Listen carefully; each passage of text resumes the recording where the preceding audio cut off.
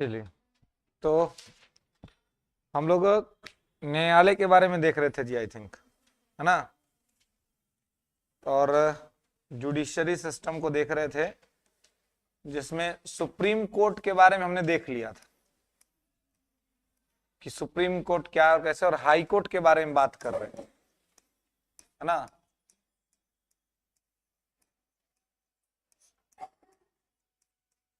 उच्च न्यायालय के बारे में हम लोग बात कर रहे थे।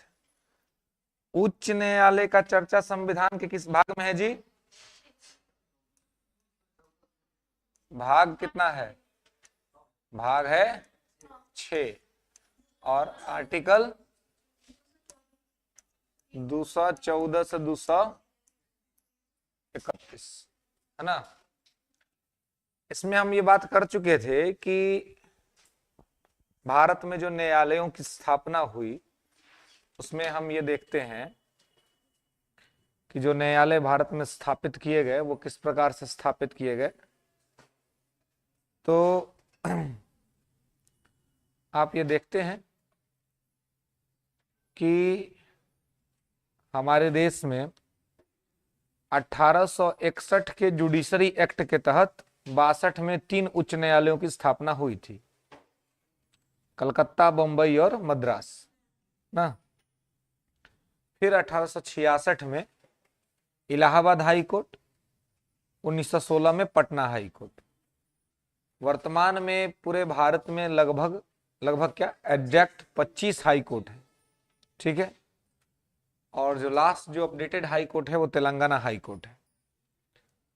तो इस प्रकार से वर्तमान में 25 हाई कोर्ट है। तो यहां तक हम लोग बात कर चुके थे, आई थिंक, है ना, कि हाई कोर्ट्स कैसे स्थापित होते हैं, किस प्रकार से होते हैं, वो सब हम लोग बातचीत कर चुके थे। ओके, इसके आगे देखना है ना। तो ये भी हम लोग बात कर चुके थे कि चूंकि देश में क्या है कि 28 स्टेट है ना, और 8 यूटीज है, लेकिन टोटल हाई कोर्ट की संख्या तो 25 ही है। हाई कोर्ट जो कुल है वो कितना है? 25 है ना। तो टोटल हाई कोर्ट की संख्या चूंकि 25 है, तो ये आपको यहां पर ध्यान रखना है कि किस प्रकार की स्थितियां यहां पर बन रही हैं, है ना। 28 स्टेट, 8 यूटी। तो आप देखेंगे कि मैंने आपको बताया था कि 7वां संविधान संशोधन अधिनियम 1956 बताया था ना, 7th कॉन्स्टिट्यूशनल अमेंडमेंट एक्ट 2000 1956। इसमें क्या कहा गया था कि एक उच्च न्यायालय के अंतर्गत एक से अधिक राज्य हो सकते हैं, आ सकते हैं। इसीलिए राज्यों की और केंद्र शासित प्रदेश की संख्या होने के बावजूद ज्यादा, हाईकोर्ट की संख्या यदि कम भी है तो वो ट्रांसफर हो जाता है नजदीक के हाई कोर्ट को। क्लियर है? यहां तक बात कर लिए थे, देख लिए थे क्या? जैसे आप देखिएगा, इसमें कोई कंसेप्ट कॉन्सेप्ट है नहीं, बुक से भी आप देख सकते हैं। जैसे गोवा है तो उसका जो है अंडमान निकोबार यूटीज है, तो कलकत्ता हाई कोर्ट से कनेक्टेड है ना। दिल्ली केंद्र शासित प्रदेश, उसके पास अपना हाई कोर्ट है ना। अब पहले जम्मू कश्मीर भी हाई कोर्ट है, तो अब ये दूसरा केंद्र शासित प्रदेश है जिसके पास अपना हाई कोर्ट है। पहले उसके पास राज्य था पहले जम्मू कश्मीर, है ना। श्रीनगर में हाई कोर्ट है, लेकिन अब वो क्या हो जाएगा? अब वो हो जाएगा स्टेट का हाई कोर्ट, है ना, मतलब कि यूटी का हाई कोर्ट। तो पहले एक ही यूटी था देश में जिसके पास अपना हाई कोर्ट था, वो था दिल्ली। लेकिन अब वो दूसरा भी यूटी हो गया कश्मीर, जिसके पास अपना हाई कोर्ट है, ठीक है। इसके अलावा आप देखिएगा कि हाई कोर्ट में जज बनने की योग्यता क्या होती है। हाई कोर्ट में कोई व्यक्ति कैसे जज बन सकता है? तो एक शॉर्ट हेडिंग बनाएंगे, हाई कोर्ट में न्यायाधीश बनने की योग्यता। हाई कोर्ट में न्यायाधीश बनने की योग्यता। अब हाई कोर्ट में जज बनने की योग्यता जो लिखा हुआ है वो आर्टिकल 217 में लिखा हुआ है। किसमें लिखा हुआ है? 217 में। तो हाई कोर्ट में जज कैसे बनते हैं तो लिखेंगे, पहला बात, भारत का नागरिक होना चाहिए। भारत का नागरिक होना चाहिए, should be citizen of India. Bharat का नागरिक होना चाहिए। दूसरा, उसे कम से कम 10 वर्ष का 10 वर्ष तक, कम से कम 10 वर्ष तक न्यायिक कार्यों में होना चाहिए या न्यायिक सेवा में होना चाहिए। कम 10 वर्ष तक न्यायिक सेवा में होना चाहिए। ठीक है।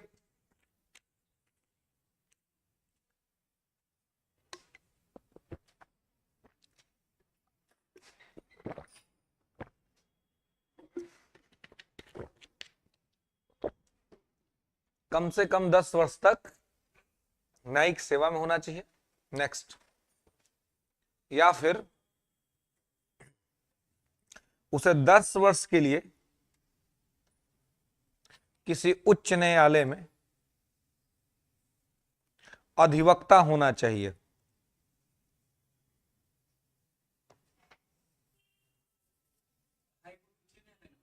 हाँ, तो उसी में अधिवक्ता होना चाहिए। ठीक है। कहीं पर भी 25 गो हाई कोर्ट है, कहीं पर भी रहे 10 साल तक उसको अनुभव रहे, है ना, 10 साल तक वो या तो वकालत किया है या 10 साल तक न्यायिक कार्यों में है ना, तो इस बेसिस पर वो उच्च न्यायालय में जज बनने के योग्य हो सकता है। नहीं, उसमें वकील के अलावा अन्य भी, जैसे कि हो सकता है कि सबऑर्डिनेट कोर्ट में जॉब किया हो, अधीनस्थ न्यायालय में जज रहा हो उतना दिन तक, है ना, तो वो भी आ सकता है उसके पास है। तो न्यायिक कार्य का मतलब है कि वो जुडिशरी से जुड़ा हुआ कोई भी काम। ठीक है। और अधिवक्ता हो गया प्रॉपर अधिवक्ता, लॉयर, प्रॉपर वो 10 साल तक अगर कोई अन्य काम नहीं किया है लेकिन 10 साल तक किसी हाई कोर्ट में प्रैक्टिस किया है अधिवक्ता के तौर पर, तो वो क्या हो सकता है? बन सकता है। ठीक है। नेक्स्ट, आगे लिखेंगे कि उच्च न्यायालय में न्यायाधीशों की नियुक्ति भारत के राष्ट्रपति के द्वारा की जाती है। उच्च न्यायालय में न्यायाधीशों की नियुक्ति भारत के राष्ट्रपति के द्वारा की जाती है। ठीक है।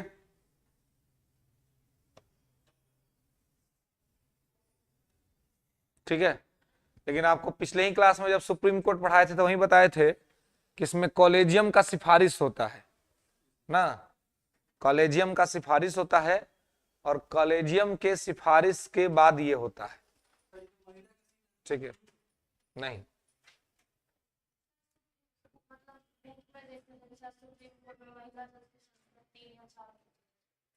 कहाँ पे लिखा हुआ है? हाँ, तो लुसेंटवा को ताप लीजिएगा, ठंडा आ गया। हाँ हाँ हाँ, ताप लेंगे, बिल्कुल ताप लेंगे। क्या दिक्कत है तापने में जी? कोई दिक्कत है? सुप्रीम कोर्ट में या हाई कोर्ट में अंदर महिलाओं को कोई आरक्षण नहीं है, नहीं है कि इतना होना चाहिए। It's not mandatory in supreme court and high court. Present का नंबर कभी कभी बताया जा सकता है कि अभी कितने हैं या कभी कितने हैं, लेकिन ऐसा नहीं है कि 34 को जज है तो कम से कम 1/3 महिला होना चाहिए, ऐसा कुछ भी नहीं है।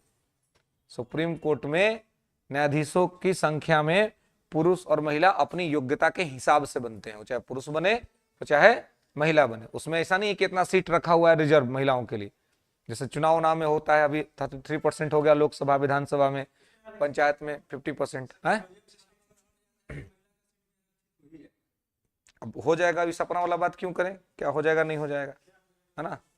अभी तो सरकार तय करेगी ना, अभी सरकार तय करेगी क्या करना नहीं करना है, लेकिन कोर्ट में ऐसा नहीं है और नहीं होना चाहिए। कोर्ट में और प्रशासन में भी नहीं होना चाहिए, लेकिन दिया जाता है जब प्रशासन की बात है वहां प्योर मेरिट जाए, क्यों पुरुष और क्यों महिला? हर चीज में जब बराबरी, तो आरक्षण किस बात का भाई? हर चीज में जब बराबरी की बात है, और तो कम से कम मतलब आरक्षण लेके सरकारी नौकरी करेंगे, अब वह कह दिया जाए कि आरक्षण वाला डॉक्टर से इलाज करवा लीजिए, तो नहीं करवाएंगे। कहे भाई वो कम नंबर पर पास हुआ होगा, ऑपरेशन करके कैचुआ छोड़ देगा पेटवे में, बंडेजवा रख देगा पेटे में, पेट धर के सिल दिया ले। तो वहां चाहिए प्योर मेरिटोरियस आदमी, और डिस्ट्रिक्ट में कलेक्टर चाहिए आरक्षण से पास आदमी। तो डिस्ट्रिक्ट का दंगा कंट्रोल कैसे होगा? वो भी तो बीमारी है। दंगा हो, लड़ाई झगड़ा हो, क्राइम हो, ये भी तो समाज का बीमारी है, ये भी तो ठीक करना है। तो उसमें पुरुष हो चाहे महिला हो, बने वही जो काबिल हो, बने वही जो उस पद को धारित करने की योग्यता रखता हो। ये नहीं कि हम पुरुष हैं इस वजह से हम ये कर लेंगे, या हम महिला हैं इस वजह से हम कर लेंगे, ऐसा नहीं होना चाहिए। लेकिन हाँ, है इस सब में आरक्षण, कट ऑफ आता है तो आता है, जनरल मेल का इतना, जनरल फीमेल का इतना, है ना, ईडब्ल्यूएस है तो और कम, है ना, ओबीसी है तो और कम, है ना, एससी एसटी है तो और कम। इसमें सब एक्सेप्टेंस है, सबको चाहिए, सबको चाहिए। हाँ, फातिमा बीबी, बेगम फातिमा, ठीक है। तो कोर्ट में सीट रिजर्व नहीं है, कोर्ट में सीट रिजर्व नहीं है, ठीक है। नेक्स्ट क्या लिखे हैं? द्वारा की जाती है कॉलेजियम के सिफारिश पर, कॉलेजियम के सिफारिश पर, ठीक है। उच्च न्यायालय में न्यायाधीशों की नियुक्ति की जाती है कॉलेजियम के सिफारिश पर, है ना, कॉलेजियम के रिकमेंडेशन पर उच्च न्यायालय में न्यायाधीशों की नियुक्ति की जाती है। क्लियर है? दिक्कत? अब देखिए, तो यहां पर इस चीज को जैसे आपको ध्यान रखना है, याद रखना है। आगे देखेंगे कि उच्च न्यायालय में, नेक्स्ट लिखेंगे हाँ, कि उच्च न्यायालय में, उच्च न्यायालय में न्यायिक क्षेत्राधिकार के अंतर्गत, न्यायिक क्षेत्राधिकार के अंतर्गत रिट जारी करने के मामले में, न्यायिक क्षेत्राधिकार के अंतर्गत रिट जारी करने के मामले में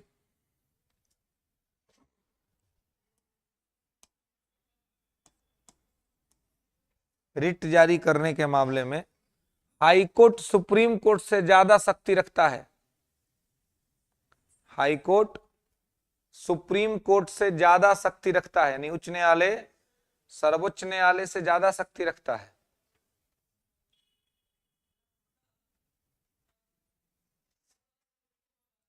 ठीक है, हाई कोर्ट सुप्रीम कोर्ट से ज्यादा शक्ति रखता है। जैसे कि देखिए, सुप्रीम कोर्ट केवल फंडामेंटल राइट के संबंध में ही रिट जारी कर सकता है ना, केवल फंडामेंटल राइट की रक्षा के लिए जारी कर सकता है। लेकिन हाई कोर्ट जो है वो फंडामेंटल राइट में तो जारी करेगा ही, इसके अलावे कुछ अन्य मैटर भी होता है, कुछ इसके अलावे कुछ अन्य मुद्दे होते हैं, तो उसके लिए भी जारी कर सकता है। ठीक है, तो सामान्य मुद्दों में तो जारी कर ही सकता है, फंडामेंटल राइट में जारी कर सकता है। सुप्रीम कोर्ट केवल फंडामेंटल राइट, तो अधिकार किसका बड़ा हुआ? हाई कोर्ट का। इसलिए ध्यान रखेंगे कि बाकी सब में सुप्रीम कोर्ट बड़ा है, लेकिन रिट जारी करने के मामले में सुप्रीम कोर्ट से ज्यादा पावर हाई कोर्ट रखता है। ठीक है, नेक्स्ट आगे रखिए, लिखिएगा कि उच्च न्यायालय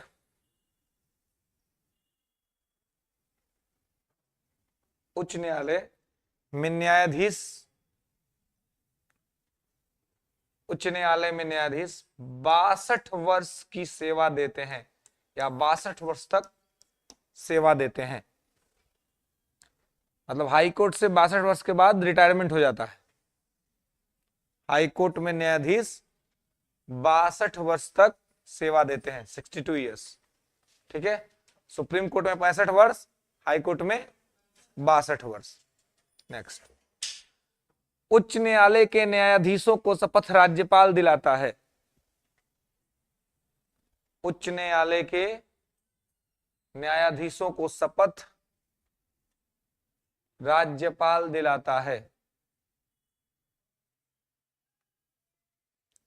उच्च न्यायालय के न्यायाधीशों को शपथ राज्यपाल दिलाता है।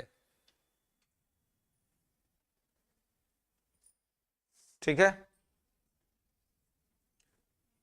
उच्च न्यायालय के न्यायाधीशों को शपथ राज्यपाल दिलाता है। ठीक है, नेक्स्ट, उच्च न्यायालय के न्यायाधीशों को शपथ राज्यपाल दिलाता है।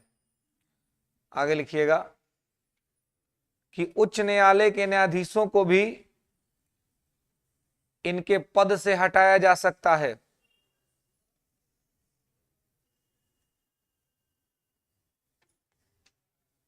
उच्च न्यायालय के न्यायाधीशों को भी इनके पद से हटाया जा सकता है।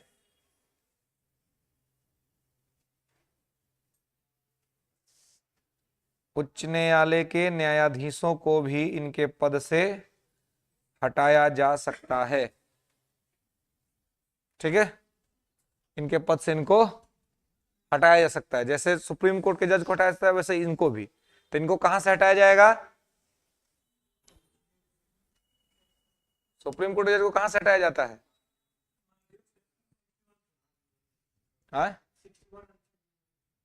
हाँ, 61 महाभियोग लगा के। हाँ, तो महाभियोग की प्रक्रिया केवल राष्ट्रपति पर लगती है। 61 राष्ट्रपति के लिए है, सुप्रीम कोर्ट के जज के लिए नहीं है। 61 का प्रयोग सिर्फ राष्ट्रपति पर होता है, सुप्रीम कोर्ट के जज पे नहीं। हाँ, संसदीय प्रक्रिया के तहत, पार्लियामेंट्री प्रोसेस के तहत सुप्रीम कोर्ट के जज को हटाया जाता है। हालांकि वो प्रक्रिया महाभियोग से मिलती जुलती है, लेकिन महाभियोग शब्द का प्रयोग नहीं किया जाता है। ठीक उसी तरह जैसे सुप्रीम कोर्ट के जज को हटाया जाता है, वैसे ही हाई कोर्ट के जज को भी हटाया जाता है। ठीक है, यानी कि हाई कोर्ट के जज को बिहार के विधानमंडल से नहीं हटाया जाएगा, भारत की संसद से ही हटाया जाएगा। अगर पटना हाई कोर्ट के किसी जज को उनके पद से हटाना हो तो बिहार के विधानमंडल में बहस नहीं होगा, संसद में होगा, पार्लियामेंट में होगा। ठीक है, ध्यान रखिएगा, लिख लीजिए। क्या लिखे हैं? हटाया जा सकता है संसद के द्वारा प्रस्ताव पारित करके। संसद के द्वारा प्रस्ताव पारित करके।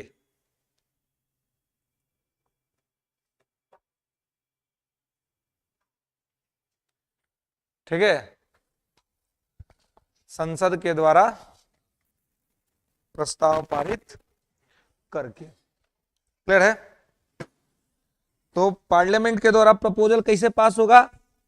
तो पार्लियामेंट के द्वारा प्रपोजल वैसे ही पास होगा जैसे कि सुप्रीम कोर्ट के जज को पारित करने के लिए लोकसभा राज्यसभा से प्रपोजल पास होता है। ठीक है, तो ध्यान रखना है कि हाई कोर्ट का जज होगा तो ऐसा नहीं है कि उसको हाई कोर्ट के ही उसको मतलब राज्य सरकार उसको हटा देगी। राज्य सरकार को उसको हटाने का पावर नहीं है, उसको संसद ने नियुक्त किया है, अब वो हटाएगी। लेकिन शपथ इसको कौन दिलाता है? राज्यपाल दिलाता है। नियुक्ति पत्र मिलता है राष्ट्रपति के यहाँ से, लेकिन शपथ दिलाता है राज्यपाल। और सुप्रीम कोर्ट के जज को नियुक्त भी करता है राष्ट्रपति और शपथ भी दिलाता है राष्ट्रपति। ठीक है, नेक्स्ट आगे लिखेंगे, उच्च न्यायालय के न्यायाधीशों का वेतन भत्ता। उच्च न्यायालय के न्यायाधीशों का वेतन भत्ता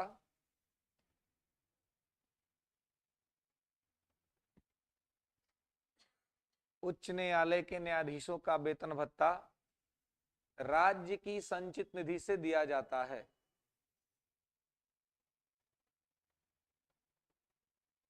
उच्च न्यायालय के न्यायाधीशों को का वेतन भत्ता राज्य की संचित निधि से दिया जाता है।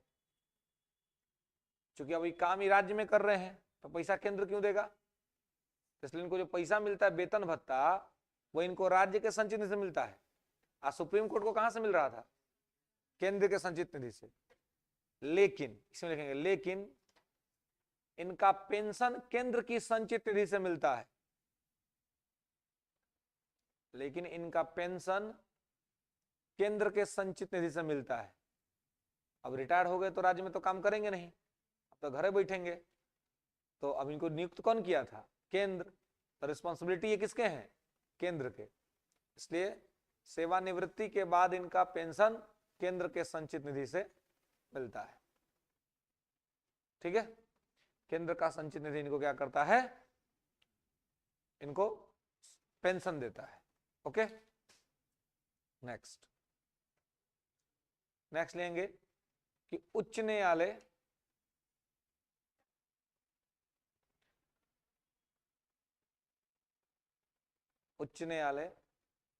सर्वोच्च न्यायालय के बाद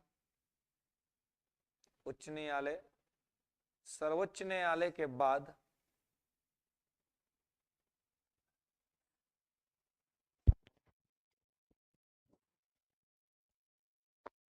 आवाज नहीं आ रहा है जी ऑनलाइन में।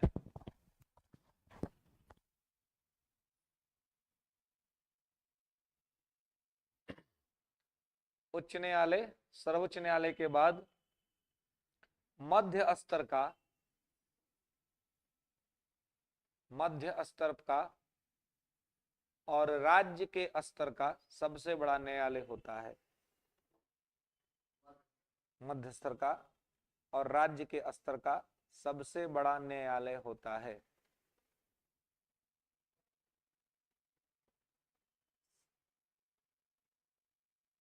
सबसे बड़ा न्यायालय होता है। ठीक है, मतलब राज्य के स्तर पर सबसे बड़ा है, लेकिन पूरे देश में ये 2 नंबर पे आता है। ठीक है, जैसे बिहार के लिए तो सबसे बड़ा कोर्ट यही है ना, पटना हाई कोर्ट, लेकिन पूरे देश के स्तर पे दूसरे पोजीशन पे आएगा, क्योंकि भारत के लिए तो पहला जो कोर्ट है वो सुप्रीम कोर्ट है। क्लियर है। नेक्स्ट कहेंगे कि सर्वोच्च उच्च न्यायालय के न्यायाधीशों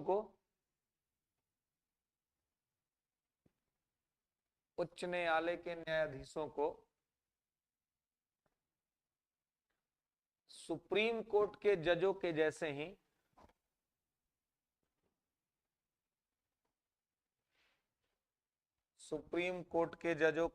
ही तमाम सुविधाएं और रियायतें मिली हुई हैं। तमाम सुविधाएं और रियायतें मिली हुई हैं।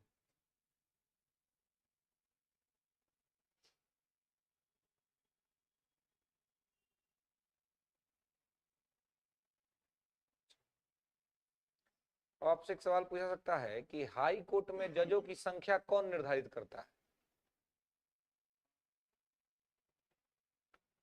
संसद सुप्रीम कोर्ट में जजों की संख्या निर्धारित करती है। हाई कोर्ट में जजों की संख्या राष्ट्रपति निर्धारित करता है। लिख लीजिएगा, इस बार बीपीएससी में सवाल ये पूछा भी था। हाई कोर्ट में जजों की संख्या का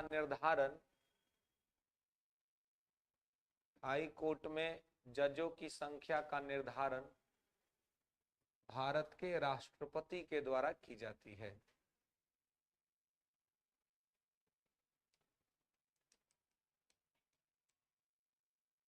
भारत के राष्ट्रपति के द्वारा की जाती है। ठीक है, तो भारत का राष्ट्रपति जो है वो क्या करता है, हाई कोर्ट के जजों की संख्या को निर्धारित करता है। मतलब कि देखिए, हाई कोर्ट में जजों की संख्या कोई निश्चित नहीं रहती है, ट्रांसफर होते रहता है। ऐसे मान लीजिए पटना हाई कोर्ट में जज का आवश्यकता ज्यादा हो जाएगा तो इलाहाबाद हाई कोर्ट से ट्रांसफर करके जज यहाँ जाएंगे। इलाहाबाद में जजों की आवश्यकता ज्यादा पड़ेगी तो यहाँ से ट्रांसफर करके वहां चल जाएंगे। तो कोई निश्चित नंबर नहीं, जैसे कि सुप्रीम कोर्ट में एक फिक्स नंबर है कि जजों की संख्या ट्रांसफर जब आवश्यकता पड़ेगा तो ट्रांसफर हो जाएगा, जब आवश्यकता पड़ेगी तो ट्रांसफर हो जाएगा। अगर काम कहीं पर बढ़ गया तो ट्रांसफर करके वहां पर जजों को भेजा जा सकता है। तो कहने का मतलब है कि हाईकोर्ट में जजों की संख्या निश्चित नहीं होती। सुप्रीम कोर्ट में निश्चित है ना कि 34 को जज होंगे, लेकिन हाईकोर्ट में ऐसा निश्चित नहीं है। तो हाईकोर्ट में क्या है, उसके काम के अनुसार उसको जज उपलब्ध कराया जाएगा। तो इसलिए हाईकोर्ट में जब काम होता है जैसे रहता है, वो लोग नीड भेजते हैं राष्ट्रपति को, राष्ट्रपति उसके हिसाब से अपना समायोजित करते हैं। इसलिए हाईकोर्ट में जजों की संख्या राष्ट्रपति की इच्छा पर निर्भर करता है। क्लियर है? नेक्स्ट।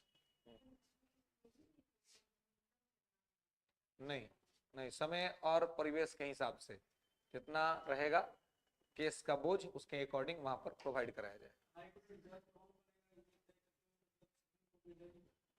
कॉलेजियम नहीं बताए थे, कॉलेजियम करता है, कॉलेजियम भेजेगा सुप्रीम कोर्ट के कॉलेजियम को, वो कॉलेजियम भेजेगा राष्ट्रपति को, वहां से अब देखेगा कि बहुमत से जो आया है उसको अपॉइंट कर देगा। लिखा ना कि राष्ट्रपति नियुक्त करता है कॉलेजियम के सिफारिश पर। ठीक है, नेक्स्ट आगे लिखेंगे कि हाईकोर्ट के न्यायाधीश, हाईकोर्ट के न्यायाधीश अपनी सभी शक्तियां संविधान से प्राप्त करते हैं।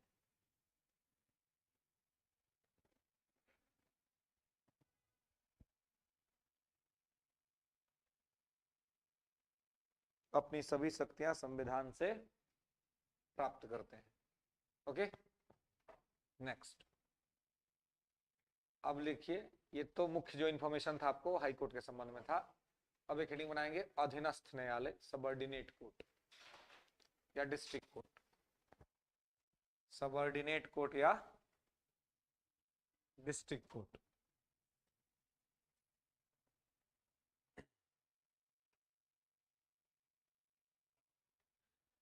सबऑर्डिनेट कोर्ट या डिस्ट्रिक्ट कोर्ट। अब देखिए ये कैसे काम करता है, ये सबऑर्डिनेट कोर्ट ये कैसे काम करता है, तो आप देखेंगे अधीनस्थ न्यायालय,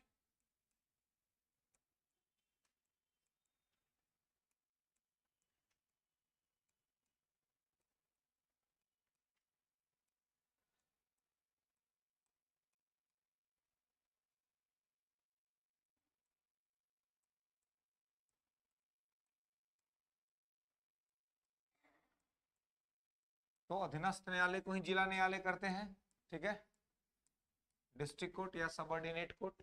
ओके, और इसका चर्चा जो है वो आप देखेंगे तो कहां पर है, भाग 6 में है, और अनुच्छेद है इसका 233 से 237। ठीक है, 233 से 237 इसका आर्टिकल है। ठीक है, अब देखिएगा कि ये कैसे काम करता है और ये किस प्रकार से काम करता है। तो लिखेंगे अधीनस्थ न्यायालय जिला के स्तर का सबसे बड़ा न्यायालय होता है।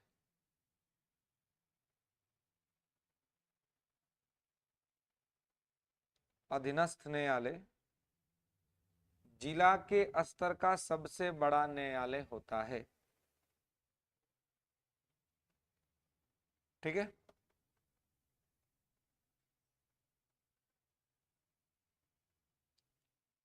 अधीनस्थ न्यायालय जिला के स्तर का सबसे बड़ा न्यायालय होता है। ठीक है, अभी क्या होता है, तो जिला के स्तर पर, डिस्ट्रिक्ट के लेवल पर सबसे छोटा है, लेकिन पूरे भारत में तीसरे क्रम पर आता है। सबसे ऊपर सुप्रीम कोर्ट, उसके बाद हाई कोर्ट और तब सबऑर्डिनेट कोर्ट। जैसे हाई कोर्ट सभी राज्यों में होता है, वैसे डिस्ट्रिक्ट कोर्ट राज्य के सभी जिलों में होता है। जैसे बिहार में 38 जिला है, तो 38 जिला में डिस्ट्रिक्ट कोर्ट है। ठीक है, तो इस डिस्ट्रिक्ट कोर्ट का चर्चा 233 से 237 के बीच में किया गया है, और यहां पर इसका बंटवारा 2 हिस्सा में रहता है ना। ये 2 हिस्सा में क्या होता है, बटा रहता है। एक होता है दीवानी न्यायालय, सिविल कोर्ट। अब जिला वाला कोर्ट में जाइएगा तो आपको पता चलेगा कि एक तरफ सिविल कोर्ट है, एक तरफ क्रिमिनल कोर्ट है। दीवानी न्यायालय और फौजदारी न्यायालय।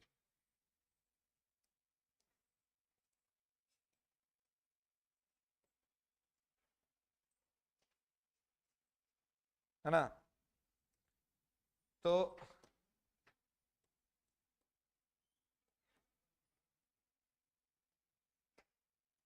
एक होता है सिविल कोर्ट और एक होता है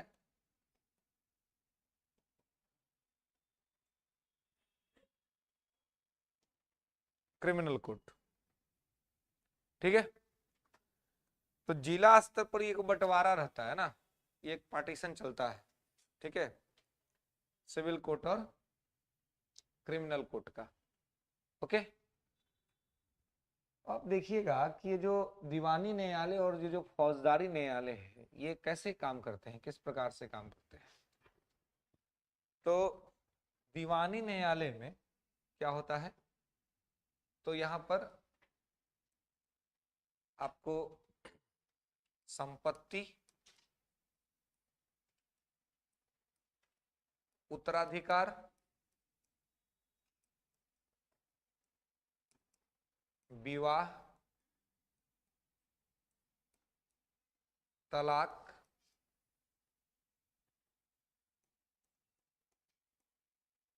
गोद लेना इत्यादि मामले शामिल होते हैं। ठीक है? जैसे कि संपत्ति का कोई विवाद हो गया, किसी का जमीन कोई ले लिया, किसी का जमीन कोई ले लिया, है ना, तो ये सब क्या हो गया, संपत्ति। या किसी का कोई पैसा ले लिया, दे नहीं रहा है ना, तो क्या हो गया, आपका दीवानी मामला होगा। उत्तराधिकार, जो संपत्ति ट्रांसफर होता है ना, उसको बोलते हैं।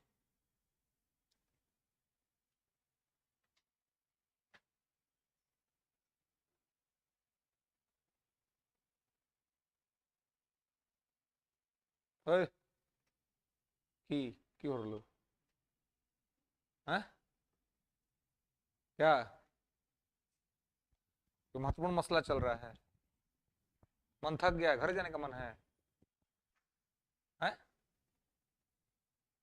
क्या कर रहे थे? एकदम लग रहा है कि घर में बैठल है, कुर्सी पर मोबाइल चला रहे हैं? रम गए थे? सब लोग आप ही को देख रहा था पीछे मुड़ के, जब हम रुक गए थे, तो कि किसको देख रहे हैं, आप अपने डूबे हुए थे।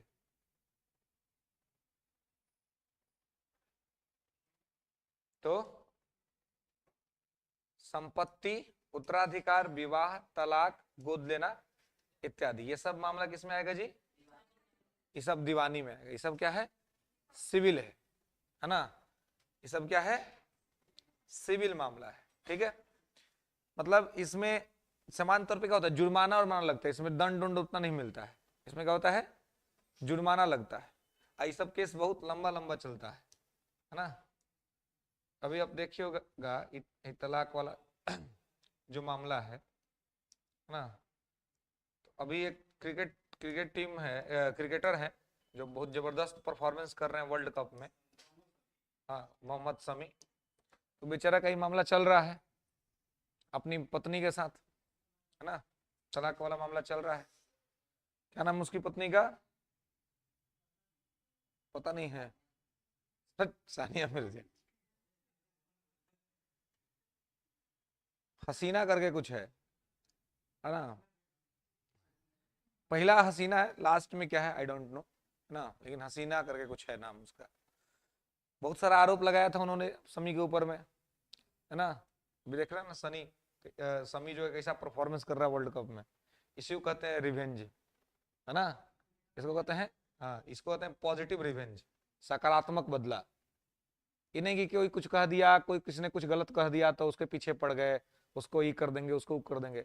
दूसरे के पीछे पड़ने का जरूरत नहीं, अपने आप को अच्छा बनाने का जरूरत है। सामने वाला खुद ही अफसोस करेगा। फिर आप जब बेहतर बन जाइएगा तो लोग खुद ही अफसोस करेंगे। आप पीछे पड़ जाइएगा कि हम बर्बाद कर देंगे, हम ये कर देंगे, हम वो कर देंगे, वो सही अप्रोच नहीं होता है। आपको किसी ने छोड़ दिया, या आपको किसी ने भला बुरा बोल दिया, या आपको किसी ने गलत कह दिया, तो उससे जाके लड़ने से अच्छा है कि आप अपने आप को काबिल बना लीजिए। किसी के भी साथ हुआ हो तो, बहुत से लोगों के साथ होते रहता है, किसी का छप जाता है, किसी का छिप जाता है ना, किसी का छपता है, किसी का छिपता है। तो होता तो बहुत से लोगों के साथ है। ये लोग सेलिब्रिटीज हैं, इसलिए इनका छप जाता है, आम आदमी का छिप जाता है ना। आम आदमी का पड़ोस जान पाता है ना, रिलेटिव जान पाते हैं, पूरा देश या पूरा राज्य नहीं जान पाता है, लेकिन खास आदमी का पूरा देश जान जाता है। तो कहने का मतलब है कि रिवेंज का एक तरीका होता है कि आप पॉजिटिव रिवेंज ले। पॉजिटिव रिवेंज का मतलब है कि दूसरे व्यक्ति को क्षति पहुंचाए बिना आप अपने आप को इतना योग्य बना लीजिए कि दूसरा आदमी को खुद ही अफसोस हो कि हमने गलत किया था। और वो जो अफसोस होता है ना, उसका इलाज कहीं नहीं है। अगर किसी ने आपको गाली दिया और आपने भी उसको गाली दे दिया, फिर बराबर हो गया, फिर कोई मतलब ही नहीं है उसका। किसी ने आपको मारा, आपने भी मार दिया, अब उसका कोई मतलब नहीं है, क्योंकि बराबर हो गया।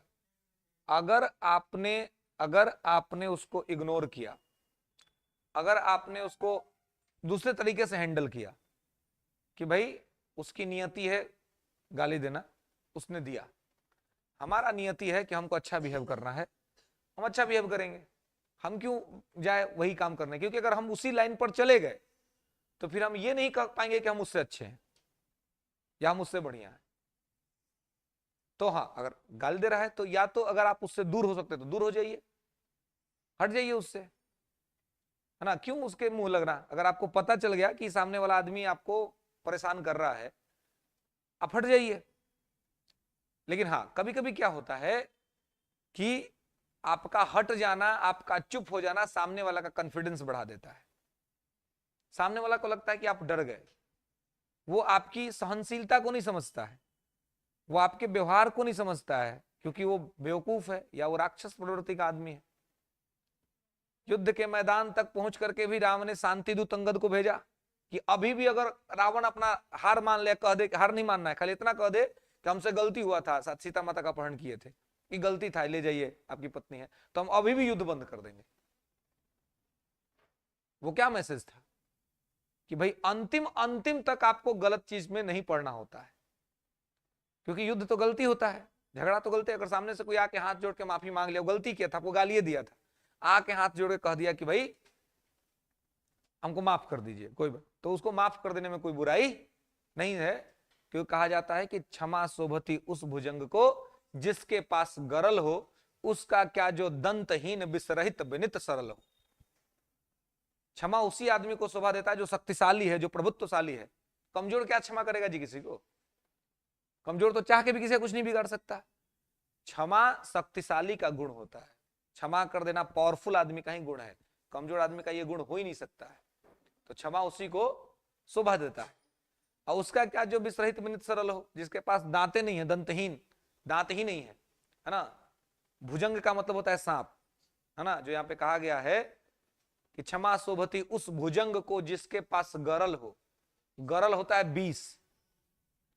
तो क्षमा उसको शोभा देता है कि ऐसा कोई सांप यहां से आपके बगल से करैत जा रहा है और आप बगल में खड़े हैं, आप देखते हैं आपका हालत खराब, यार तो करैत है, काट दिया तो मामला गड़बड़ा जाएगा तुरंत। अब वो कह दे कि आज मूड नहीं है, आज नहीं काटेंगे तुमको, जाओ। ये क्या हुआ, ये हुआ क्षमा। शक्तिशाली आदमी, पावरफुल आदमी, वो चाहे तो तहस नहस करके छोड़ सकता है, कह दिया कि नहीं करेंगे, जाओ जी लो अपनी जिंदगी। तो क्षमा शोभती उस भुजंग को जिसके पास गरल हो, उसका क्या जो दंतहीन विसरहित विनित सरल हो। जिस सांप के अंदर में दांतें नहीं है तो काटेगा कैसे। विसरहित, विषे नहीं है तो कमजोर आदमी तो ऐसे हाथ जोड़ ले घूम ले फिरता है जी। अब धामिन यहां से गुजर जाए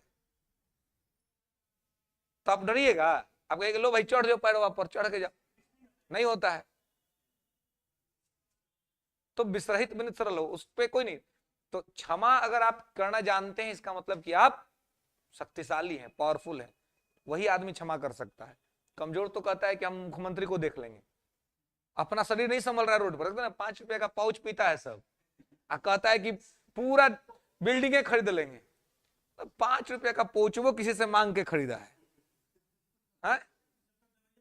वो कह रहा है कि हम बिल्डिंग खरीद लेंगे, तो क्या है, और सबको देख लेगा। देखते ना गाँवों में सब रहता है एक आदमी को ऐसा, सबको बोले भला बुरा बोलना शुरू कर देगा। अब भला आदमी उससे बोलने जाता है, नहीं जाता है। क्यों? उसको पता है कि 10 मिनट का नौटंकी है, जैसे नशा उतरेगा फिर वो हाथ जोड़ देगा, अजय कहे गलती हो गया भैया, है ना। तो क्या है, ये यही है कि भाई इससे यही सब मैसेज मिलता है हमारे ये ग्रंथों से भी, हमारी व्यवस्था से भी, कि व्यक्ति को क्या होना चाहिए, क्षमाशील होना चाहिए। क्षमा जो है वो शक्तिशाली व्यक्ति का श्रृंगार होता है, और इस श्रृंगार को शक्तिशाली व्यक्ति को नहीं छोड़ना चाहिए। कमजोर आदमी में इतना क्षमता नहीं है कि वो किसी को क्षमा कर पाए, ना ही कोई उससे क्षमा मांगने जाएगा और ना ही वो किसी को क्षमा कर पाएगा। तो ये मतलब जो प्रॉपर्टी होती है वो पावरफुल लोगों की ही होती है। किसमें? मिसलेनियस जो इन चीजों से अलग होगा, इनसे इतर हो सकता है, कुछ अन्य तरह के मामले, है ना। घरेलू हिंसा हो रही है, उसमें मारपीट नहीं हुआ है, संपत्ति का ही मामला है, कुछ आरोप प्रत्यारोप लग रहे हैं, तो जो इनसे इतर होगा लेकिन क्रिमिनल नहीं होगा, उसको मिसलेनियस के अंदर देखेंगे। क्या? हाँ हाँ हाँ, तो वो आपका जो मामला होगा अगर इस तरह से ही होगा लेकिन इससे कुछ इतर होगा, कुछ अन्य मामले भी इसमें इन्वॉल्व होंगे, तो उसको मिसलेनियस कैटेगरी में रखेगा। बाकी ये क्लियर कट अगर ऐसा दिखेगा तो क्लियरली वो आपका सिविल मामला बनेगा। और सिविल मामले को देखने के लिए डिस्ट्रिक्ट कोर्ट में जब आप जाइएगा तो बहुत बड़ा इलाका रहता है, उसमें बहुत सारी बिल्डिंग रहती है। डिस्ट्रिक्ट कोर्ट में गए हैं ना आप लोग, कई बार किए होंगे, तो उसमें आप देखेंगे कि अलग अलग कमरा होता है, अलग अलग जगह पे अलग अलग कोर्ट की हियरिंग चल रही है। 1 नंबर रू हॉल में कुछ और कोर्ट का हियरिंग चल रहा है, कोई जज बैठा हुआ है, 2 नंबर में कोई जज, 3 नंबर में कोई जज, 4 नंबर में कोई जज, है ना। कहीं पर दीवानी मामला सुना जा रहा है, कहीं पर फौजदारी मामला सुना जा रहा है, ठीक है। तो ये सब तो दीवानी हो जाता है। अब फौजदारी हो जाता है क्या, तो मर्डर, आपने किसी को मार दिया है, ठीक है, मर्डर का मामला है, डकैती का मामला है, चोरी का मामला है, बहुत बड़ा अगर कोई चोरी हुआ है तो। इसके अलावे धमकी, किसी को आपने कह दिया कि हम कल 3 बजे का इंतजार करो, कल तक तो हो जाएगा उपाय, ठीक है, धमकी है ना। किसी को किसी ने किसी को धमकी दे दिया, अपहरण हो गया किसी का, बलात्कार, ये सब क्या होगा, ये सारा चीज जो है सो फौजदारी है, यानी कि क्रिमिनल केस, सब क्रिमिनल मामला बनता है ना। ये क्या बनता है, क्रिमिनल मामला बनता है। क्लियर है?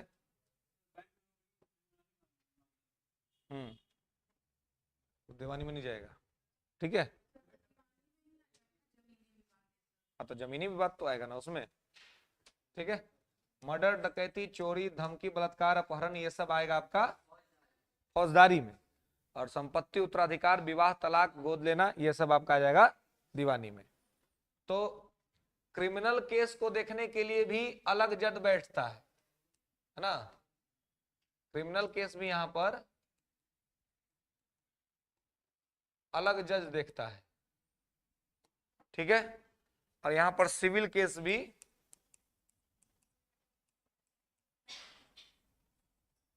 अलग जज देखता है, ठीक है।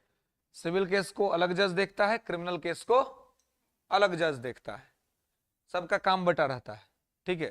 कि ये सिविल केस देखेंगे और क्रिमिनल केस देखेंगे, लेकिन इसमें एक सबसे बड़ा जज होता है, इसको कहते हैं जिला जज, है ना।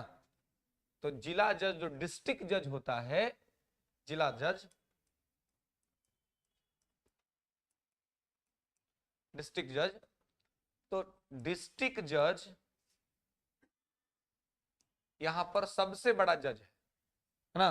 डिस्ट्रिक्ट जज सबसे बड़ा जज, तो डिस्ट्रिक्ट जज के पास पावर है कि दोनों मामला सुन सकता है, वो दीवानी केस भी सुन सकता है, सिविल केस भी सुन सकता है, और क्रिमिनल केस भी सुन सकता है।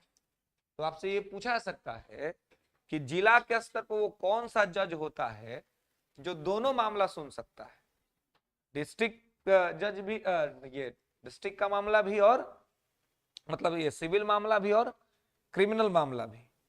तो सिविल मामला और क्रिमिनल मामला दोनों मामला सुनता है कौन? डिस्ट्रिक्ट जज। ठीक है। अब देखिए, जब डिस्ट्रिक्ट जज दीवानी मामला सुनेगा तब इसको डिस्ट्रिक्ट जज कहेंगे, है ना। जब सिविल केस सुनेगा यही डिस्ट्रिक्ट, जब सिविल केस सुनता है तब ये क्या कहलाएगा? सिविल जज या डिस्ट्रिक्ट जज? डिस्ट्रिक्ट जज तभी कहलाएगा जब ये सिविल केस सुनेगा, दीवानी मामला सुनेगा तो ये डिस्ट्रिक्ट जज कहलाएगा। लेकिन यही जज जब फौजदारी मामला सुनेगा, यानी कि यही जज जब कोई क्रिमिनल केस सुन रहा होगा, कोई क्रिमिनल केस सुनेगा तो इसको क्या कहेंगे? क्रिमिनल जज। हाँ, स्टेट हो जाएगा, तब इसको कहेंगे सेशन जज।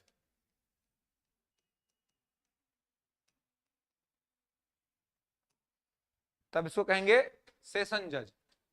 डिस्ट्रिक्ट जज तब कहेंगे जब वो दीवानी मामला सुनेगा, और जब वही फौजदारी मामला सुनेगा तब कहलाएगा सेशन जज। इसको कहते हैं सत्र न्यायाधीश। क्या? हाँ, तो वही सुनेगा, वो तो दोनों मामले सुन सकता है, तो उसको सुनने में क्या दिक्कत है ना। और अगर अलग अलग कोर्ट में होगा तो वही आदमी दोनों जगह पेश होगा, सिविल कोर्ट में अलग से पेश होगा, क्रिमिनल कोर्ट में अलग से पेश होगा। जमीन का विवाद लेके जाएगा तो सिविल कोर्ट में जाएगा, वही जमीन में मर्डर हो गया तो जाएगा क्रिमिनल कोर्ट में। ठीक है। तो यहाँ पर ये जो है क्रिमिनल केस जो सुनता है वो कहलाता है सेशन जज, सत्र न्यायाधीश।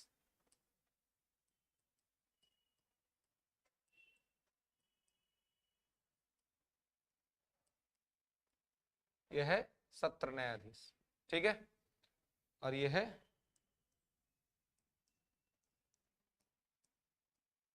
जिला न्यायाधीश। ठीक है।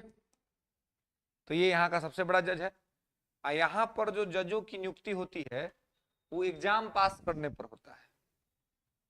इसके लिए राज्य न्यायिक सेवा आयोग का एग्जाम होता है, जुडिशियल पब्लिक सर्विस कमीशन।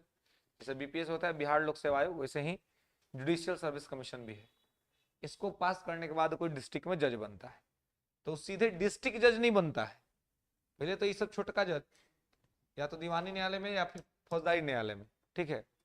बाद में यहां से अनुभव होते होते 7 वर्ष तक जो व्यक्ति यहां पर या यहां पर काम कर लेगा, या दोनों मिला करके 7 वर्ष तक काम कर लेगा, तब उसमें यह योग्यता आएगी कि वो डिस्ट्रिक्ट जज बन पाएगा। तो हाँ, 7 वर्ष जब हो जाएगा नौकरी करते करते तब वो डिस्ट्रिक्ट जज बनेगा। इसका रिकमेंडेशन जैसे बिहार के किसी जिला में, है ना, अगर डिस्ट्रिक्ट जज को नियुक्त करना है तो देखा जाएगा कि उस जिला में कौन सा व्यक्ति है जो उस जिला में, चाहे अगल बगल के जिले से भी उठा के बना सकते हैं, कोई दिक्कत नहीं है, कि उतना मतलब 7 वर्ष का अनुभव हो गया है। ठीक है। उस आदमी के, ऐसे अनुभवी तो बहुत से लोग मिल जाएंगे, लेकिन उसमें सबसे अच्छा काम किसने किया है, तो ऐसे लोग का नाम रिकमेंडेशन आएगा किसके पास? पटना हाईकोर्ट के चीफ जस्टिस के पास, पटना हाईकोर्ट के जज के पास। वही लिस्ट मंगाएगा, और जब मंगा लेगा तो वो डिसाइड कर लेंगे कि हमको इस जिला कोर्ट में इस आदमी को हमको जिला न्यायाधीश बनाना है, तो उसका नाम चल जाएगा राज्यपाल के पास। राज्यपाल उस पर अपना साइन कर देंगे, मुहर कर देंगे। तो नियुक्ति राज्यपाल करते हैं, लेकिन सिफारिश हाईकोर्ट भेजता है। ठीक है। लिख लेंगे डिस्ट्रिक्ट जज, जिला न्यायाधीश की नियुक्ति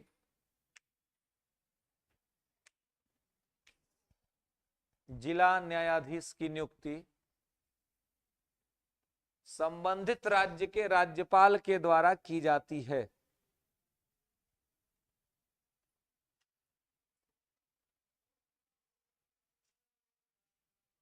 संबंधित राज्य के राज्यपाल के द्वारा की जाती है।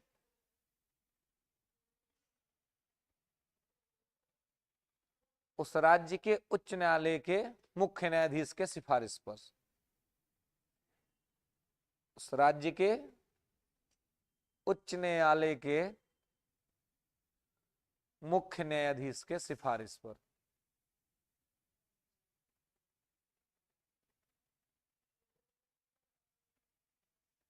ठीक है,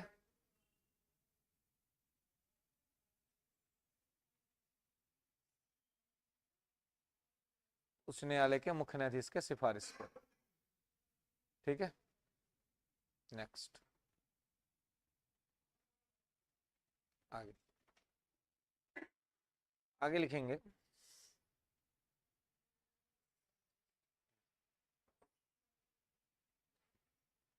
आगे लिखेंगे कि इसके लिए जिला न्यायाधीश बनने के लिए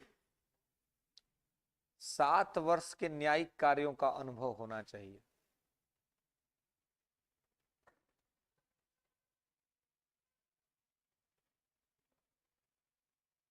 7 वर्ष के न्यायिक कार्यों का अनुभव होना चाहिए।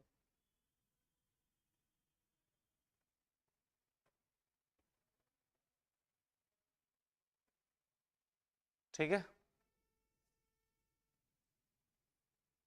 हो गया। 7 वर्ष के न्यायिक कार्यों का अनुभव होना चाहिए। कोई दिक्कत? तो यहां तक में इसको आपको ध्यान रखना है। एक बात और लिखेंगे कि जिला के स्तर पर केवल जिला न्यायाधीश के पास ही ये पावर है या ये शक्ति है कि जिला के स्तर पर जिला न्यायाधीश के पास ही ये पावर है कि वो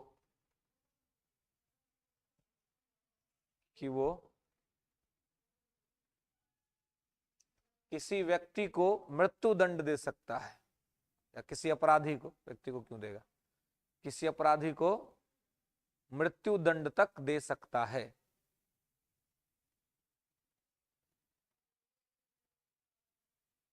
ठीक है,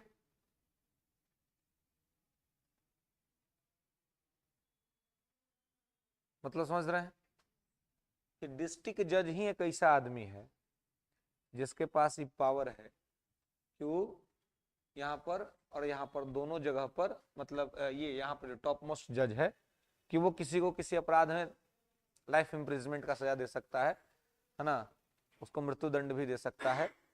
बाकी जो छुटका जज लोग है, ये लोग मृत्यु दंड नहीं दे सकता है, किसी साधारण सजा दे सकता है 3 साल 4 साल 5 साल का, लेकिन मृत्यु दंड नहीं दे सकता है। हाँ, डिस्ट्रिक्ट। यहाँ पर क्या होता है कि दीवानी मामला में जनरली सजा नहीं होता है, जुर्माना लगता है, कंपनसेशन लगता है, सजा होने का चांस नहीं रहता है। सजा वहां पर लगता है, फौजदारी में सजा होता है, वहां जुर्माना नहीं, वहां चलता है सजा। तो किसी को मार दिए, हाँ, वहां पर आपको जेल में जाना पड़ेगा, है ना। हाँ, वकीलों का बगल में क्या है? उसके बगल में रहता है रजिस्ट्रार, जो रजिस्ट्रार नॉट सलाहकार, है ना, है ना। वही सारा चीज, वही सारा डॉक्यूमेंट उसके पास बढ़ाता है और उसी डॉक्यूमेंट पर वो विचार करता है ना। उसके आसपास जो लोग होते हैं वो रजिस्ट्रार होते हैं। ठीक है, और वही लोग उसको भेजते हैं अपना, और उसको देखता है, देख करके अपना फॉर ये करता है। ठीक है, तो इस प्रकार से डिस्ट्रिक्ट जज का जो है यहाँ पर काम करता है। इनका वेतन भत्ता पेंशन सब कुछ राज्य के संचित निधि से दिया जाता है, क्योंकि राज्य सेवा के अधिकारी हैं, राज्य सेवा के लोग हैं। लिख लेंगे, इनका वेतन भत्ता पेंशन सब कुछ कहां से दिया जाता है? राज्य के संचित निधि से दिया जाता है। It's completely depends on state consolidated fund.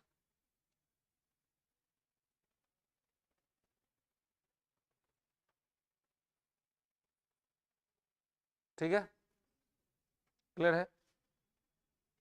तो यहाँ पे इसको आपको ध्यान रखना है कि ये किस प्रकार से यहाँ पे किस तरह से चीजें चलती हैं। ओके, चलिए तो और इनको हटाने का जो काम है, अगर इनको हटाना उनके पद से, तो इनको राज्य की विधायिका हटा सकती है। ठीक है, लेकिन कि यदि इनको हटाया जाना हो तो राज्य की विधायिका के द्वारा इन्हें हटाया जा सकता है।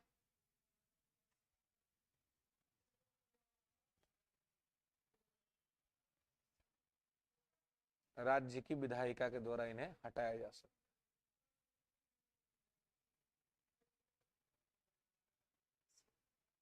ठीक है, क्लियर है? चलिए, तो यहां तक आपको इन बातों को ध्यान रखना है। ठीक है, क्या है? हाँ? क्या 62? 62, 60 नहीं। राज्य सरकार का जो भी अधिकारी होगा वो 62 वर्ष तक। ठीक है, आप लोग का कितना हो रहा है जी? 62 होगा ना? 60 ही है, 2 साल कम में रख ले है। बाकी सबका 62 रहता है। बीपीएससी का जो एसडीएम डीएसपी जो होता है 62 साल का नौकरी है। इससे क्या है, बीपीएससी का जॉब है ना। यूपीएससी में जो लोग जाते हैं वो 65 वर्ष तक, अब बीपीएससी जाते हैं वो 62 वर्ष तक। तो आप लोग भी बीपीएससी से जा रहे हैं ना, तो सेवा अवधि बढ़ाना चाहिए, 2 साल और करना चाहिए, 62 वर्ष है। होगा आंदोलन। हाँ हाँ, यही होता ही है हमारे यहाँ, है ना। नियोजित लोग को पहले नियोजित होने में नहीं लगा समय, और नियोजित हो गए तब परमानेंट के लिए डिमांड करने लगे। ये कौन बात है भाई? देखिए, कोई भी चीज जो है, अगर सरकार कोई भी काम आपसे करा रही है तो सरकार पहले आपको नोटिस देती है, आपसे पूछती है, और आपको अगर उस पर आप एग्री करते हैं तो आप करिए, नहीं एग्री करते तो मत करिए। हम लोग क्या है, वो सिस्टम है, हम लोग क्या है, वो सिस्टम है कि पैसा ठीक है सरकार कॉन्ट्रैक्ट पर निकाली है तो हो जाते हैं कॉन्ट्रैक्ट पर। पता है कि वो कॉन्ट्रैक्ट पे आया है तो कॉन्ट्रैक्ट पर काम करने के लिए शुरू कर दिए, और जहां हाँ वही कॉन्ट्रैक्टे था, अब बाद में सब जाके परमानेंट का डिमांड कर दिए, है ना। वही है, वो लोग देखिए, वो लोग जो शिक्षा मित्र वाला शिक्षक सब है ना, वो भगवान का बनाया हुआ है, मैंने भगवान का बनाया हुआ तो सभी है, लेकिन वो लोग थोड़ा स्पेशली बने हुए हैं, है ना। मैंने और जितना सब जो समस्या हो रहा है, आए गुरु को तो सब इसमें भी खोज दिया जी, बीपीएससीओ में खोज दिया सभी को।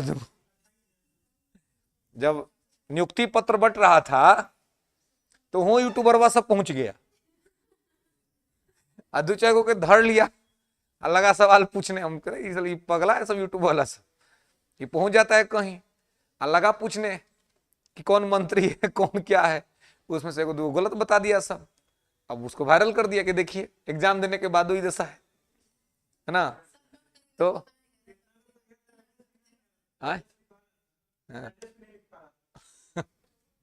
तो अभी भी मतलब कुछ आओ, देखिए वो सब भी चीन जाता है कि किससे पूछना है ना। वो सबसे नहीं पूछता है ना, नियोजित हो चाहे कोई भी हो सब, है ना। हाँ, अच्छा वहाँ नियुक्ति के समय, हाँ हाँ बताइए।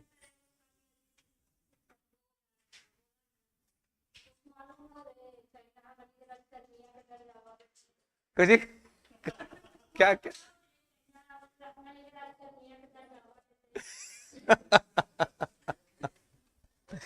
खैर, तो ये सिस्टम का ही दोष है कि इस तरह की चीजें होती हैं ना। अगर व्यवस्था में गड़बड़ी है तो सिस्टम ही कहीं ना कहीं इसके लिए दोषी है ना। क्या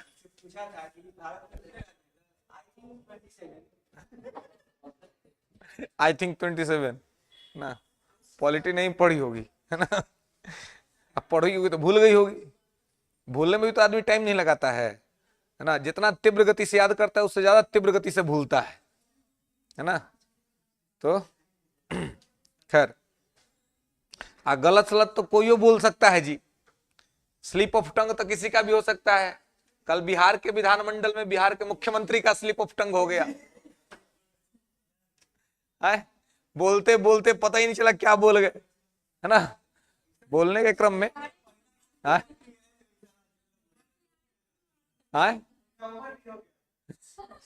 नहीं, देखिए देखिए, नहीं नहीं, वो थोड़ा मतलब चूक गए बोलने में, है ना, चूक गए, चूक, क्योंकि उनको लगा ना कि हम ऐसा बोले कि मतलब लोग को समझा दे कि हम क्या बोलना चाह रहे हैं। भाव गलत नहीं था, भाव गलत नहीं था। इतने बड़े पद पर कोई बैठा हुआ आदमी क्यों ऐसा करेगा, जानबूझ के तो नहीं करेगा, मुझे लगता है विवेक से तो कोई नहीं करेगा ऐसा काम, उसको भी तो पता है कि जगह सही होगी हमारी। लेकिन भाव पवित्र था, लेकिन शब्दों का चयन गलत था, शब्द का चयन गलत था। अब जैसे आप देखिए भोजपुरी के गीत कितने वल्गर लगते हैं, आप परिवार के सामने बैठ के सुन पाइएगा, नहीं, खराब लगता है सुनने में। लेकिन हिंदी के गीत आप सुन लेते हैं, लेकिन आप शब्दों के अर्थ को यदि समझते हो तो जो भोजपुरी में कहा जा रहा है ठेठ में, वही हिंदी में भी कहा जा रहा है। लेकिन दिक्कत है कि हिंदी आपको आती ही नहीं है, जो चीज वहां पर कहा जा रहा है वही चीज यहां भी कहा जा रहा है, लेकिन इतना सजा के इतना सलीका से कहा जा रहा है कि आपको समझ में नहीं है। उससे भी खराब होता है इंग्लिश गीत, इंग्लिश सॉन्ग तो और बुरा होता है। नहीं नहीं, उसके भी मीनिंग्स अगर आप समझें तो बहुत गलत मीनिंग निकलेंगे, और आप शायद अगर उसके मतलब समझते हो तो आप सुनना पसंद न करेंगे किसी किसी गीत को। लेकिन आपको पता नहीं है कि मतलब क्या होता है, तो बज रहा है एकदम शोर में डूबे हुए हैं। आप भोजपुरी वाला एकदम ठेठ बता देता है, एकदम ठेठ बोलता है, तो ठेठ में अनपढ़ आदमी समझ जाता है, आप पढ़ल लिखल समझ जाता है। तो कहने का मतलब है कि ठेठ बोलने का प्रयास किए, और ठेठ बोलने के चक्कर में गलत बोल गए। बात जो बताना चाह रहे थे उसी को अगर इंग्लिश में बताया जाए, उसी को यदि हिंदी में बताया जाए ठीक तरीके से, तो लोग को सुनने में भी आनंद आएगा, अरे बड़ा अच्छा बात कहा मुख्यमंत्री साहब ने। लेकिन वो ठेठ के चक्कर में गबड़ा दिए, उसी चक्कर में आज देखिए पूरा वायरल हो रहे हैं एकदम, है ना, कि सब जगह लोग कह रहे हैं देखिए मुख्यमंत्री ने ऐसे बोल दिया, मुख्यमंत्री ने वैसे बोल दिया। लेकिन मुख्यमंत्री का भाव गलत नहीं था, शब्दों का चयन गलत था। शब्द का चयन अगर सटीक करते, ठीक करते, तो संभव था कि इस प्रकार की स्थिति नहीं बनती। इसलिए शब्दों के चयन पर बड़ा ध्यान देना होता है। आपका भाव क्या है, आपकी अंतरात्मा क्या है, ये सिर्फ आप ही जानते हैं, ये हमको नहीं पता है, या मेरा अंतरात्मा में क्या चल रहा है आप नहीं जानते हैं। लेकिन मैं जो शब्द बोलूंगा और आप जो शब्द बोलेंगे, इसी से दोनों आदमी एक दूसरे के बारे में समझ पाएंगे। इसलिए शब्दों के मायने होते हैं, शब्दों के मतलब होते हैं, शब्दों की गंभीरता होती है, शब्दों में वजन होता है।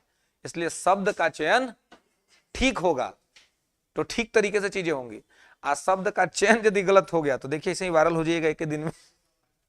ये तो खैर मुख्यमंत्री है ना, इनका तो कोई, है ना।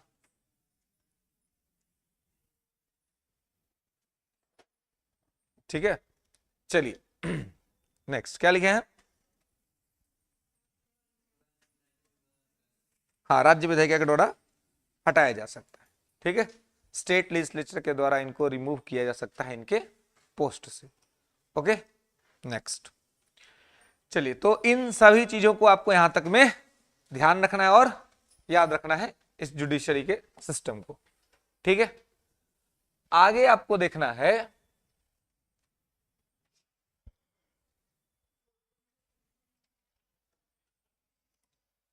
आगे, अब आपको यहां पे क्या देखना है, तो एक महत्वपूर्ण टॉपिक है पंचायती राज।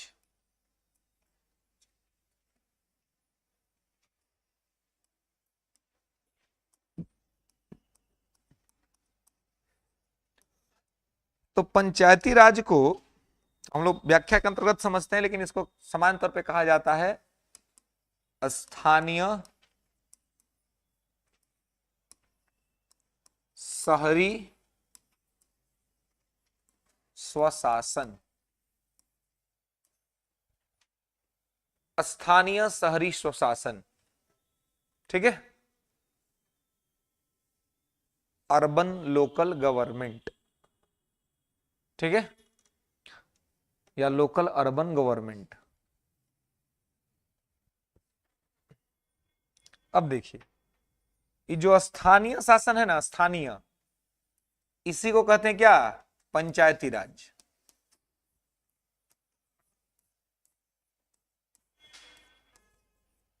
यही है पंचायती राज,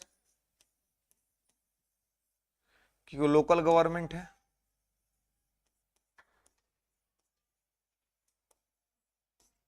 लोकल गवर्नमेंट। आई जो शहरी स्वशासन है, इसको कहते हैं अर्बन गवर्नमेंट।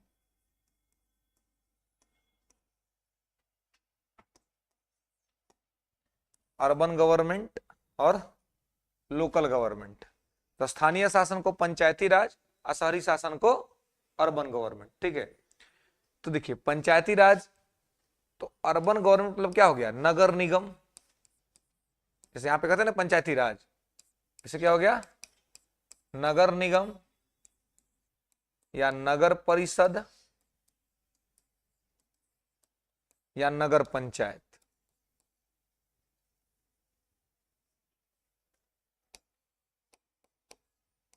नगर पंचायत। ठीक है, क्लियर है। तो यहां पे इसको आपको ध्यान रखना है, याद रखना है।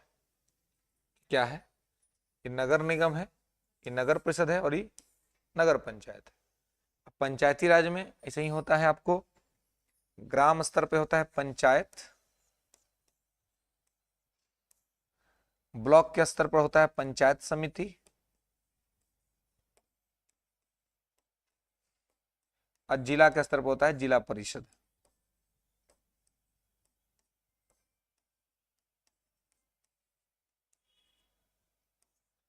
ये जो सबसे बड़ा शहर होता है उस नगर निगम से, पटना क्या है, नगर निगम है। देखते होंगे गड़िया घूमती है, कूड़ा वाला आया घर से कचरा निकाल, है ना, तो कौन लेके घूमता है, नगर निगम लेके घूमता है।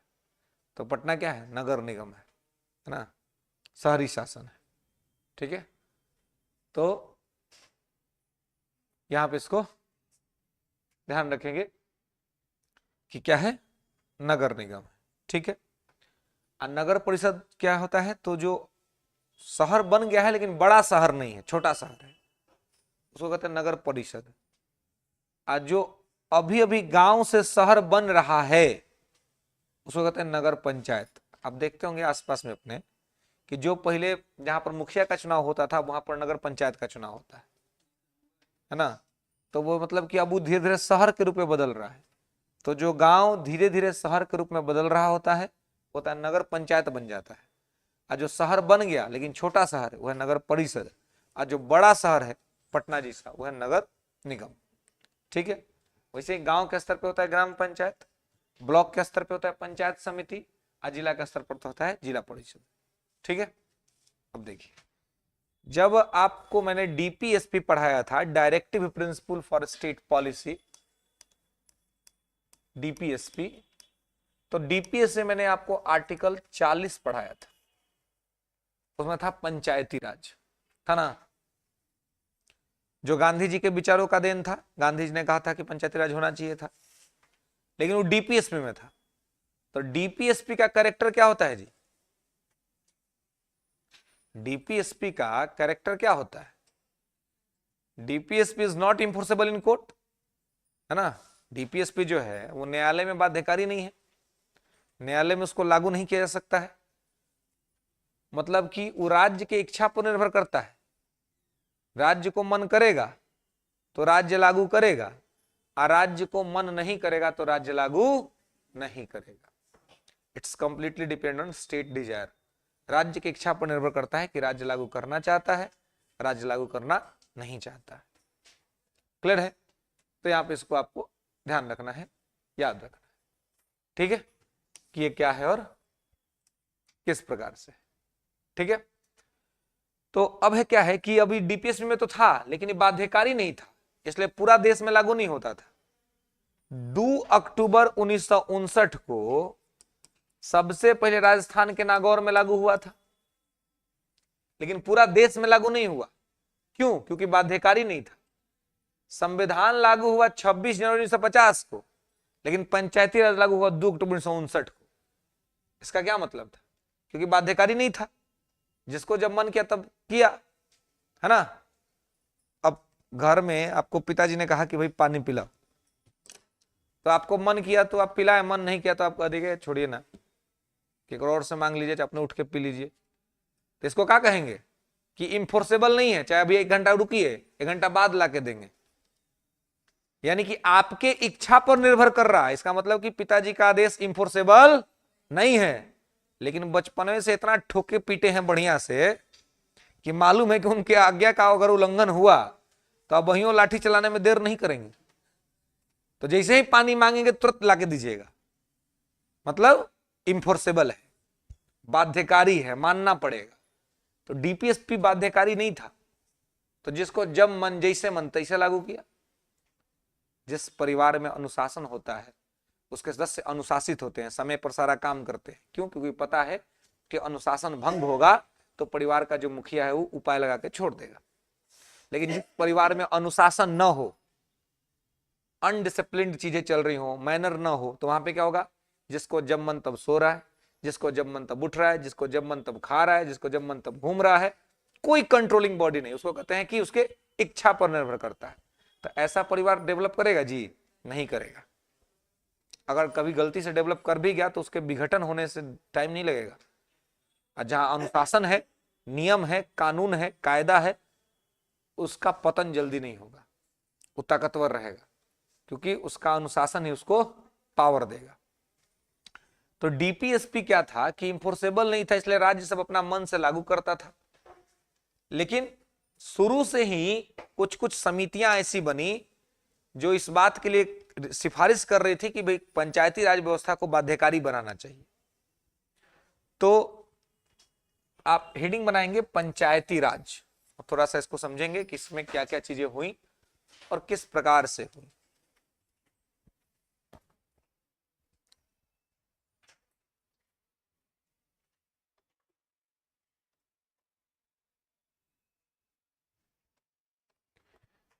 पंचायती राज, तो पंचायती राज में क्या हुआ था? तो आप देखेंगे कि इसके लिए डिमांड जब शुरू हुआ तो सबसे पहले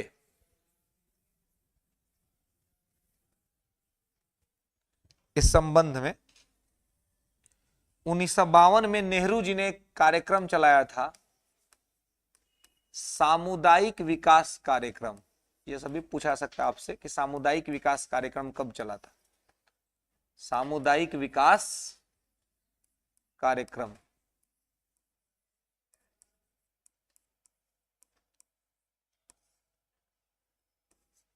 CDP, community development programme, community development programme, हाँ नेहरू जी ने चलाया था सीडीपी, कम्युनिटी डेवलपमेंट प्रोग्राम। ठीक है, यह जो चला था सीडीपी, कम्युनिटी डेवलपमेंट प्रोग्राम, तो इसमें आप देखिएगा कि 1952 में चला था सामुदायिक विकास कार्यक्रम। और यह जो सामुदायिक विकास कार्यक्रम यहां पर चला था 1952 में, तो इसमें यही था कि गांवों का विकास कैसे किया जाए, समुदायों का विकास कैसे किया जाए, इसके लिए चलाया गया था। तो इसने भी कहा कि भाई गांव के विकास करने के लिए पंचायती राज संस्था को मजबूत बनाना चाहिए, उसको स्थापित करना चाहिए, तभी गांव जो है सो विकास करेगा। उसके बाद फिर नेहरू जी ने 1953 में शुरू किया एक प्रोग्राम, राष्ट्रीय विस्तार सेवा, राष्ट्रीय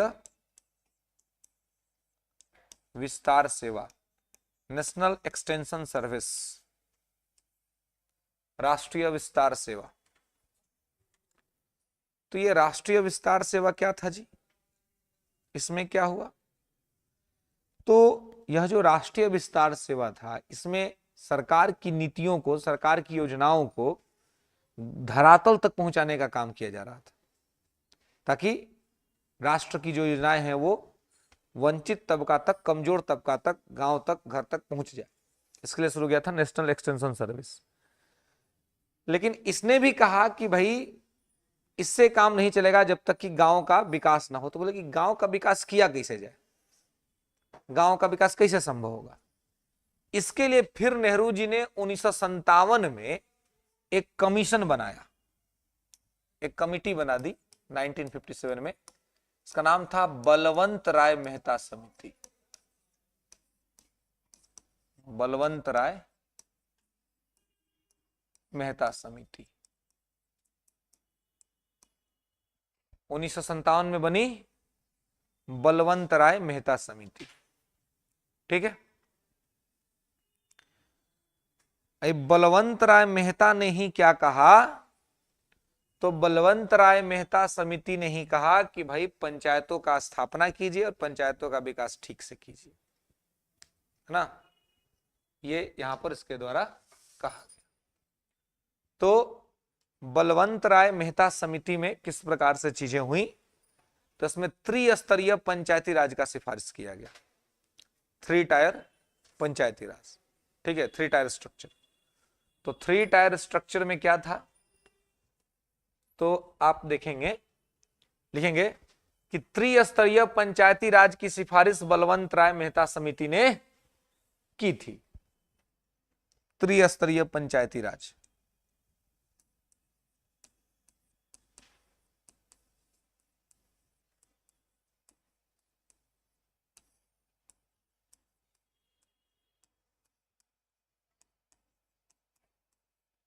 ठीक है, कब की थी, 1957 में की थी।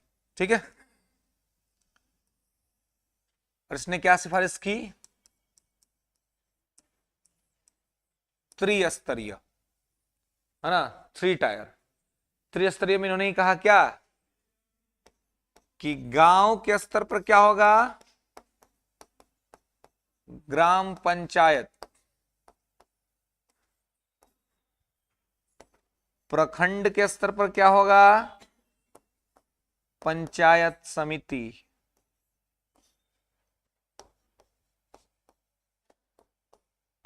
और जिला के स्तर पर क्या होगा,